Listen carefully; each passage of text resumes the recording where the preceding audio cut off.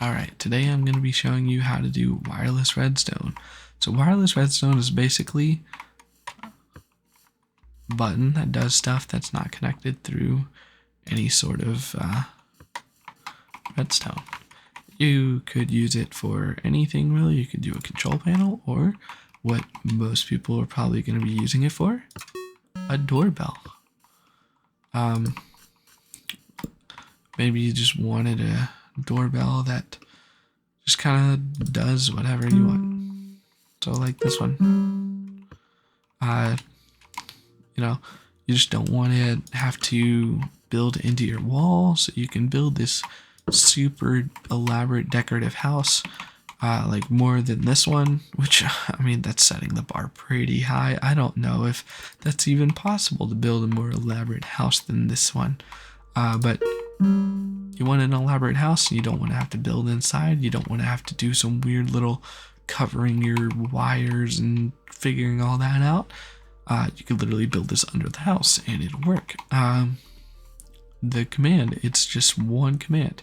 So first, however, you will need command blocks. So how to do that? Give command block. Simple as that. You get a command block. You place the command block. You set impulse to repeat. Needs redstone to always active. You can also just leave it at needs redstone and put a lever or something on it. Whatever. The command you will enter is right here.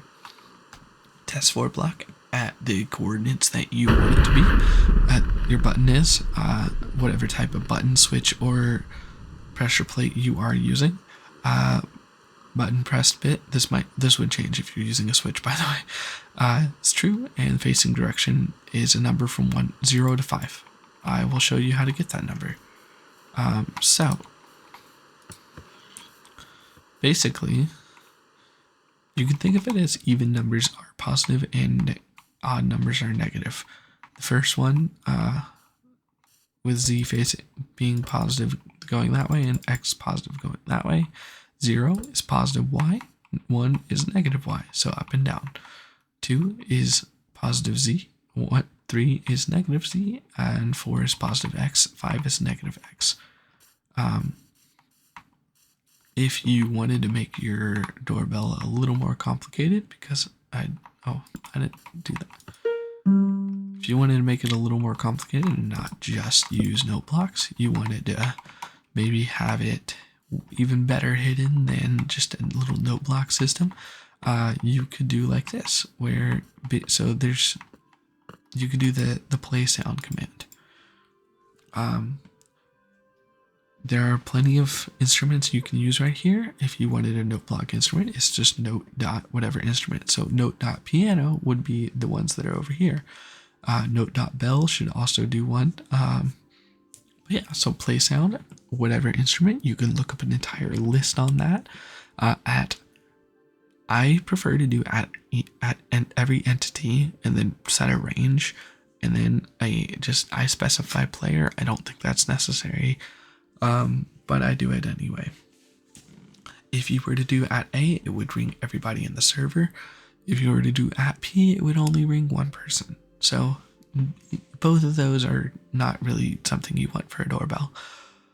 The coordinates of the button, just so the sound originates from there. The volume, which is kind of more like that's kind of more like the range, but I believe the highest number is 255. I've not played with that enough to care.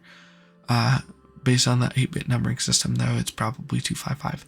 The pitch goes from 0.0 to 2.0. You can do anywhere in between. You can actually go higher, but every sound at least has up to 2.0. So the higher the number, the higher the pitch, as you would expect. A little key trick if you are using keyboard and mouse. I don't know if there's a way to do it on controller, but hold down Control, middle click on that command block. When you place it, it will place with the command inside. Then you can just edit it, and you can do like this. You can just type in whatever new pitch, whatever new instrument you want, and it'll go off of that. Makes it a lot easier than having to retype the whole thing. Other little neat trick you can do is if you wanted to have a doorbell that answers itself, you could for fun. This just puts a redstone torch underneath the door and gets rid of it after some time. So yeah, there are plenty of uses for this. One more thing that you will want to do before you start doing it is set the game rule. So the command is game rule, command block output, false. Because if you don't do that, if you leave it set to true, which it is by default, you will get this, which is so much fun. I know you want to get spammed with stuff. Why not? Who doesn't? Who doesn't want to get their chat filled up with useless nonsense for everybody in the server? Nobody's going to get annoyed. No. So yeah, you're going to want to do that. You will also need to have cheats enabled and be an operator on the server realm or world that you are in. If you are in single player on Bedrock Edition, you just pause, go to settings, scroll down to, it'll be on game by default, but scroll all the way down, activate cheats. It's a little switch right here. If you are in Java Edition and you don't already have cheats activated on the world, pause the game, open to LAN, and activate cheats that way. If you are in a server, however, you will need to be operator and they need to have command blocks enabled. On a realm, it should be enabled by default as long as you have activated cheats. And on a server, you will have to go into the server properties folder because by default, when you install a server or you rent one from some website, it will not be enabled by default most of the time. So you will have to go to the server's properties, either the folder or the page on the website. And there's a thing that says command blocks enabled. Just change that about equals false by default. You change that to equals true and you're good to go. You relaunch the server and you can do all this. And then, you know, most of the game rules you can change in game. I believe that is everything. There shouldn't really be, oh yeah, this one more little just keynote.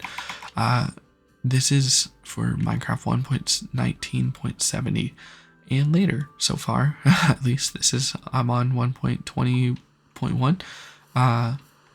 Because anything before 1.19.70, if you are on that for some reason, instead of this huge bracketed thing, you will say the button, which might not even be typed as easily. Easiest way to do this is to enter in chat and try to autofill and see how it fills out. You will place a number here. So it's actually, it should be the same number, like the same placement number. You know, 0, 15, 0 to 5, but you add some specific number. I believe that number is something like 15. So like if you add that, it will just test for it being pressed in. You can test that out yourself with set block commands. That should be it. Actually, no, the number might be 6. It might not be 15. 15 might be when it resets. But yeah, you would have to figure that out yourself. If you were to just go set block, wooden button 1, 2, keep going up, and eventually you will get back down to the original 1, and it'll be up in the sky and backwards, and then just add that number to what you want. It's little bit more complicated to figure out, but it is easier to type because it's less words. But I know some people are on earlier versions, so some people might need that, because that's when I initially figured this thing out. I had to refigure this. Oops, I broke something. I had to refigure this out for the new update because they decided to change that for some reason, which I'm not 100% sure how I feel about that because it is easy to read. It's just more you have to type. And for controllers, that will suck for you. Anyway, if you have any questions, feel free to ask them. I will try to answer most of them. And good luck. I would also like to know if you have what type of ideas you might use this for, just because I'm bored and would like things to try out. because there are plenty of things you can do with this. Good luck.